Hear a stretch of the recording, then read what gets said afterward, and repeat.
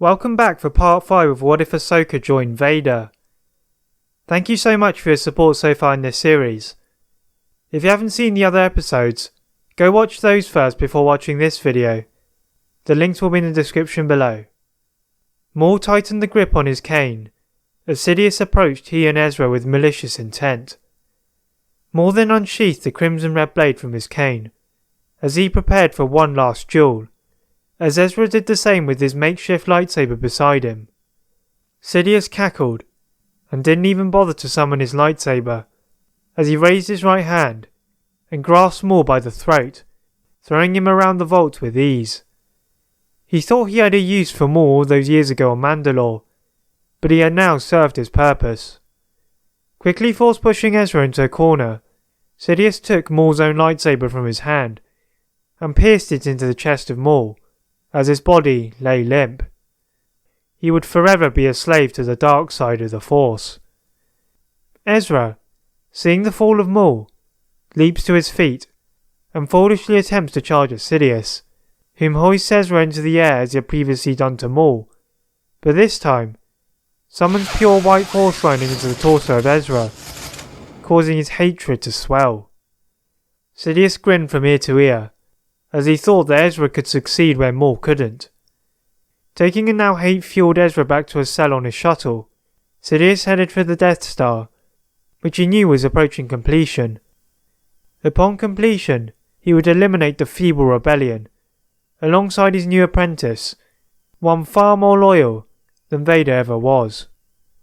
Back on Dagobah, Luke's training is nearly complete, as to Yoda and Obi-Wan's surprise, his determination to train is overriding his underlying fear. As a result, Yoda is able to teach more advanced Force techniques such as Tutaminis, which would help Luke when encountering the Emperor. Whilst Tutaminis had been taught to most of the younglings of the Temple to a moderate level, Luke needed to be prepared for the Emperor's Force lightning attack, as well as other Sith magic he could conjure. Watching from close by, Obi-Wan was pleased with the changes not only in Luke, but also in Yoda. It was evident that the exile had changed the former Grandmaster's understanding of the Force and the Jedi, growing even wiser, where he had thought that was not possible. Suddenly, Obi-Wan feels a slight tremor through the Force. The light-sided nature of Dagobah manages to muffle the sensation, but Obi-Wan recognizes it as the downfall of his old adversary Darth Maul. Despite his obvious dislike for the Zabrak, Obi-Wan cannot help but be slightly saddened, knowing the pain Maul had endured to keep himself alive following their battle on Naboo. Beside him, Yoda also feels pain, but this time of a different kind. Yoda feels the fall of Ezra Bridger to the temptations of the dark side, and knows that the Emperor is now on the move. What had happened to the masked figure of Darth Vader was a mystery, but Yoda knew that for the Sith, there could only ever be two.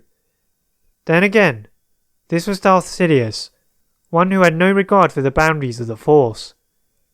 However, one Force user who knew the boundaries of the Force was Darth Vader.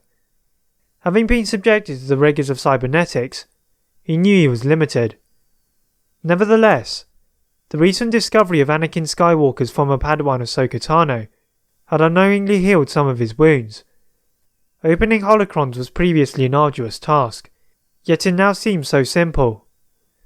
The rage continued to build within him, as he learned what secrets the Emperor had shielded from him.